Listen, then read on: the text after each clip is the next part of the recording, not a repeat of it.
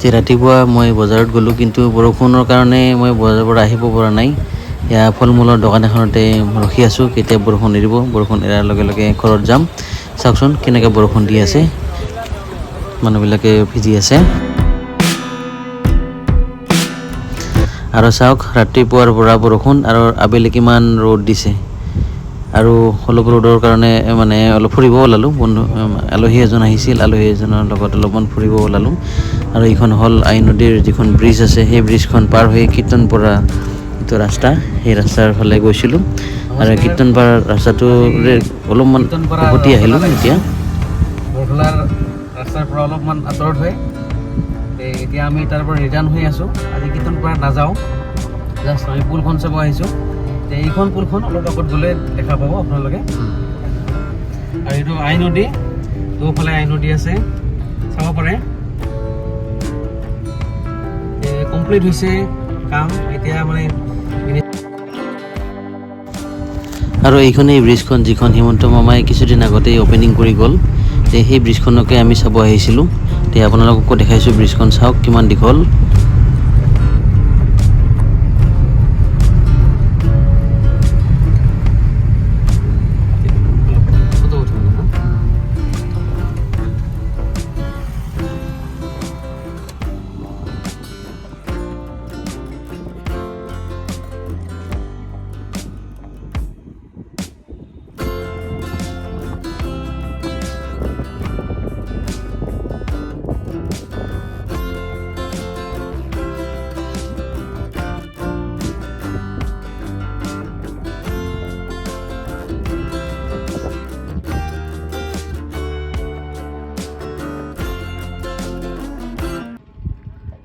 আৰু এই ব্ৰিজখনতে অলপমান ফটো উঠিলোঁ আৰু অলপ ভিডিঅ'ও কৰিলোঁ।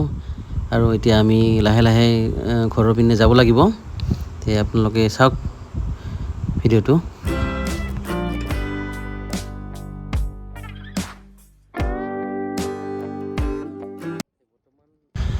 আৰু এই ব্ৰিজখনৰ কাম সম্পূৰ্ণ হৈছে। আৰু কিছুদিন আগতে হিমন্ত বিশ্ব শৰ্মা ছাৰ আহিছিল আৰু বহুত মানুহ হৈছিল, বহুত মানুহ। আৰু ময়ো চাব আহিছিলোঁ ব্ৰিজখন আৰু এটা ভিডিঅ' বনাইছিলোঁ। সেই ভিডিঅ'টো আপোনালোকে ভিডিঅ'বোৰৰ ভিতৰত দেখা পাব। এটা ভিডিঅ' মই বনাইছোঁ, ভিডিঅ'টো গৈ চাব, গম পাব কিমান মানুহ হৈছিল। আজি ভাল লাগিল, বহুত দিনৰ মূৰত আহিলোঁ। আৰু কিছুদিন আগতে আহিছিলোঁ, তেতিয়া ইয়াৰ কমপ্লিট হোৱা নাছিল পুলখন। এতিয়া প্ৰায় কমপ্লিটেই হৈছে। আমি সেই মূৰে গৈ আহিলোঁ, সেইটো পাৰে গৈ আহিলোঁ। আলহী আহিছিল, আলহী আৰু মই আহিলোঁ চাবৰ কাৰণে।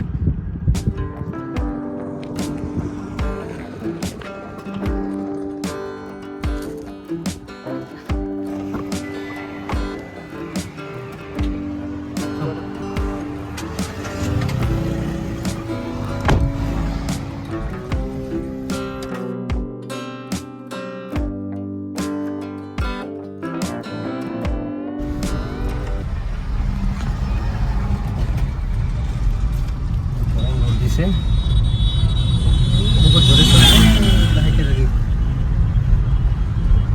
বহুত মানুহ আহে, ফটো উঠোৱা আহে,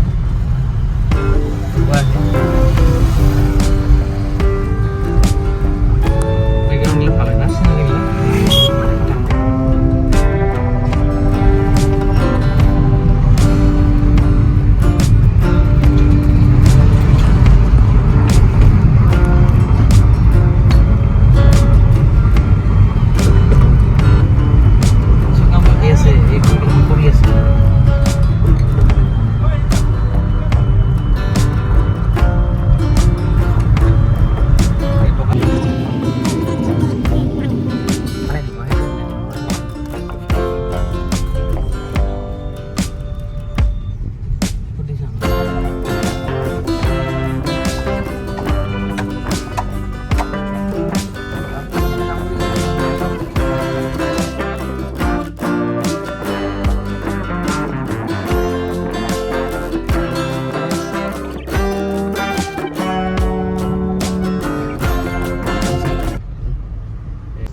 আৰু বন্ধুসকল, আমাৰ এইপিনে বহুত ঠাই আছে ফুৰিবৰ কাৰণে। আপোনালোকে যদি বৰখলাৰ পিনে আহে, তেতিয়াহ'লে ৰঘুনাথ বিগ্ৰহ মন্দিৰো চাব পাৰিব। আৰু অভয়পুৰীত গ'লে আৰু গণেশ মন্দিৰ আছে আৰু বংগাও পাহাৰ আছে বিভিন্ন ধৰণৰ ঠাই আছে ইয়াতে চাবৰ কাৰণে ৰাস্তা পাছত আৰু ডাঙৰ হ'ব পাৰে এই গাছগিলা আছে এইখিনি যদি অলপমান হেৰি দিয়ে ব্লক থ্ৰ' দিব পাৰে চিচি ব্লক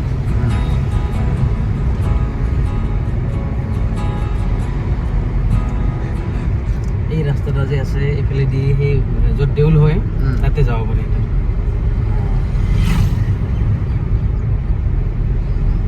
এটা ৰাম মন্দিৰ আছে ৰঘুনাথ বিগ্ৰহ মন্দিৰ এইটা ৰাস্তাতে যাব পাৰে গেলে সেইটা পাই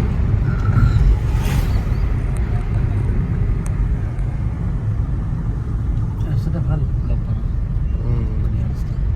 এতিয়া আমি বৰপেলা আহি পালোঁ এতিয়া অলপ চাহ পানী কিবা খাই লওঁ চাহ পানী খোৱাৰ পাছত আপোনালোকক লগ পাই আছোঁ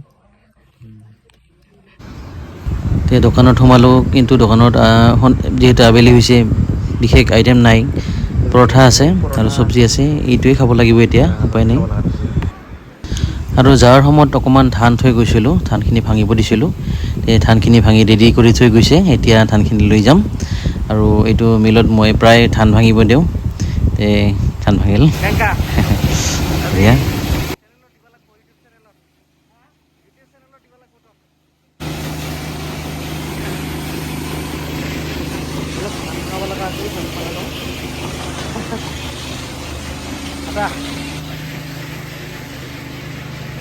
আৰু তাৰ পিছত আমি মহা আৰু মাহীৰ ঘৰত আহিলোঁ এয়া চাওক সিহঁতৰ ঘৰত জলকীয়া এই গছডাল যে আছে এই গছডালত এটা সময়ত তামাম জলকীয়া ফুলিছিল কিন্তু এতিয়া লাহে লাহে মানে জলকীয়াবিলাক শেষ হৈ গ'ল খাল আৰু কিছুমান এনে সৰি গ'ল আৰু বেলেগকো দিলে ইয়াৰ আগতে আহোঁতে মই দেখা পাইছিলোঁ বহুত জলকীয়া আছিল কি উপকাৰ আছে মইতো ইমান নাজানো তাৰমানে গা বিষ কিবা কিবি আৰু ভালেখিনি কিবা যায় বোলে আৰু মেইন হ'ল গেষ্ট্ৰিক নহয় অঁ হা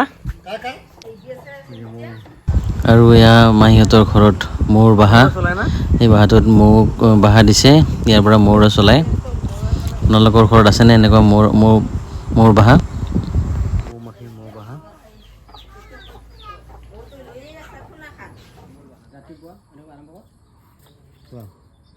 ৰাতিপুৱা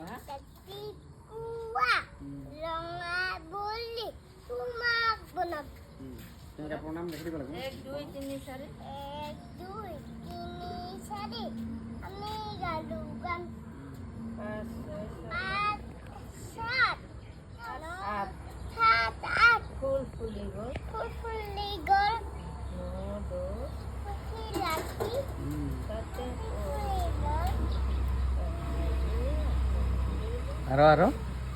আৰু দেখুৱা তো এটা আছিল মস্ত হাতী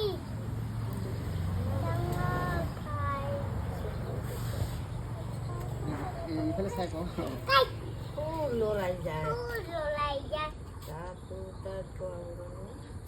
ইফালে চা দাদাৰ দে ইফাল দুটা দাঁত এনেকে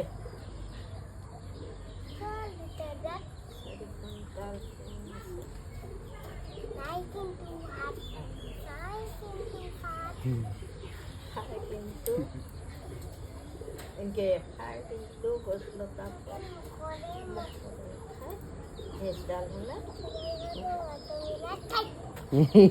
শৰ্টকাট কৰে দিই